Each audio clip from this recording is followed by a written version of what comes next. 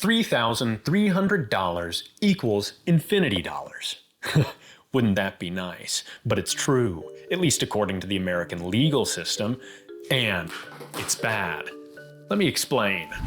Way back in 1976, the Supreme Court decided it was time to limit corruption in our politics. Good choice. You see, most of us can only afford to give our vote or maybe a couple bucks to a political campaign, but some people can give more. A lot more. And it wouldn't be very fair if they could just buy a politician's support for their favorite policies. That would be corruption. So thankfully the court set the standard that Congress is allowed to limit how much money anyone can give to political campaigns if there's a risk of corruption. So Congress set the limit at $3,300. Remember this standard, if there's a risk of corruption. Because 34 years later in 2010, another court decided to jazz this whole situation up a bit. They didn't really say the Supreme Court was wrong, they just said that as long as money is given to an independent organization instead of a politician, there's no risk of corruption. These independent organizations are called super PACs.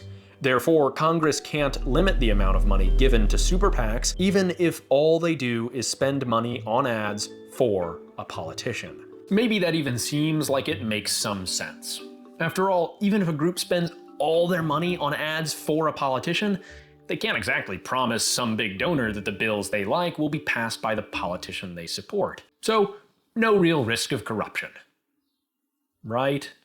Well, imagine this. Instead of billionaire Jeff going to politician Hannah and saying, "I'll give you $10 million if you support this bill I like," he says, "I'll give your super PAC, vote for Hannah, $10 million if you support this bill I like." Hold up, wait a minute, something ain't right. You're probably noticing the problem here.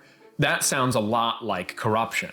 Well, that's because it is. That is straight up illegal. But it's the kind of thing that's almost impossible to prove, which is why Congress is supposed to be able to set limits to prevent the risk of corruption.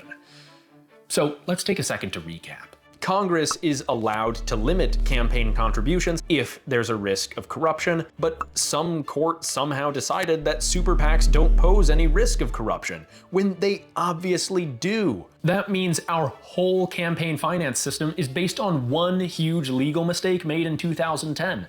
A mistake that says $3,300 is somehow equal to infinity dollars.